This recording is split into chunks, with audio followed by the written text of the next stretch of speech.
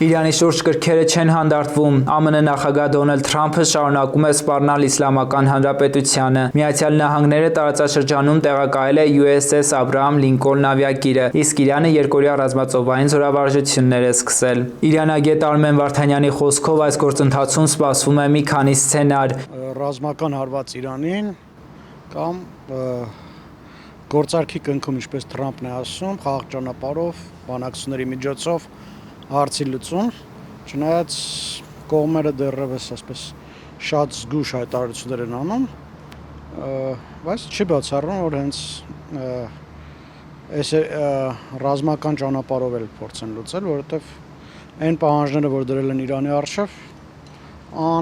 իրականալի են թվում, որովհետև Թրամփը պահանջում է, որ Իրանը սահմանափակի իր միջուկային գործունեությունը, միջուկային ծրագիրը, իսկ Իրանի իշխանությունները բազմիցս հայտարարել են, որ իրենց միջուկային ծրագիրը սահմանափակման ենթակա չէ։ Մինչ Միացյալ Նահանգներն իր հրթիռներն է տեղակայում տարածաշրջանում, Իրանի ներքաղաքական կյանքում կոլապս է։ Այլ կերպ ասած, 1989-ից որպես Իսլամական Հանրապետության գերագույն հոգևոր եւ քաղաքական առաջնորդ հռչակված Այաթոլլահ Սեյեդ Ալի Խամենեիի հակամերիկյան հայտարարությունները դուր չեն գալիս երկրի նախագահ Մասուդ Փեզեշքյանին։ Փորձագետ Վարդանյանը փաստում է, որ Իրանը այն քիչ երկրներից է, որտեղ իշխանությունը միատարր չէ, սահմանափակ է եւ ուժային կառույցները չեն ենթարկվում նախագահին։ Իրանը այն քիչ երկրներից է, որտեղ որ իշխանությունը միատարր չէ, բացի այդ այնտեղ այն բացառիկ երկրներից է Իրանը, որ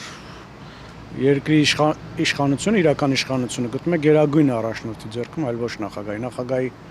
հնարավորությունները շատ սահմանափակ են, իշխանությունը շատ սահմանափակ է, ուժային կառույցները չեն ենթարկվում նախագահին, ուղիղ գերագույն առաջնորդին են ենթարկվում,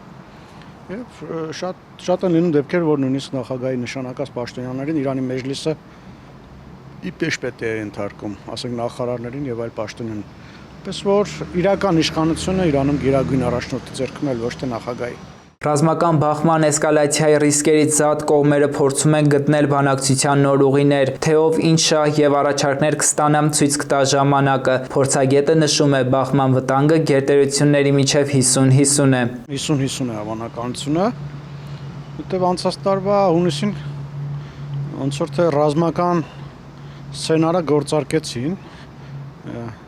Իրանի դեմ, ԱՄՆ-ն եւ Իսրայելը, մինչ այս մեկ տարվա ընթացքում արդեն շտկումներ են կարծես թե մտցրել, ինչպես անեն, ոնց պաշտպանեն Իրանի հրթիռային հարձակումներից պատասխան հարվածի դեպքում, այնպես որ չեմ բացառում, որ նաև ռազմական ճանապարհով կարող են գնալ, որովհետև մեծ քանակությամբ կործանիչներ են մոտեցել Իրանի սահմանին, ավիակիրներ, նավատորմ եւ այլն, եւ չի բացառում, որ այնուամենայնիվ այո, ռազմական ճանապարհով էլ կարող են գնալ։ Տարածաշրջանային երկրները ինչ դերակատարություն կստանձնեն այս խաղում, զրուցակիցը նկատում է։ Հիմա բոլորը կարծես թե փորձում են այնպես անել, որ հարցը ռազմական բախման չվերածվի, խաղաղ ճանապարհով լուծվի, բայց ել եմ ասում, հաշվի առնելով Թրամփի անկանխատեսելիությունը եւ նաեւ այն, որ նախորդ տարի արդեն մեկ անգամ տեղի ունեցավ պատերազմը, ես չեմ բացառում, որ այս անգամ էլ հարվածներ հասցնեն Իրանին։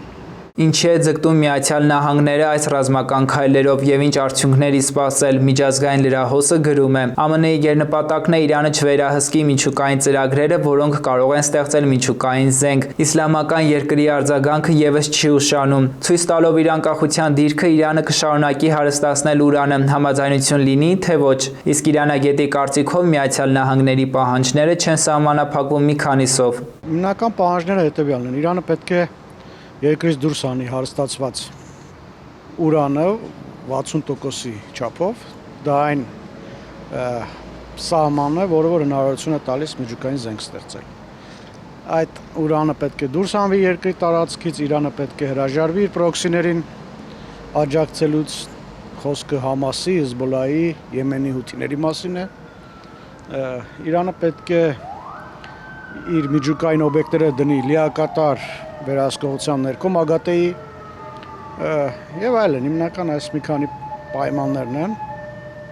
որը որ Իրանի իշխանությունների համար այս պահին դատելով նրանց հայտարարություններից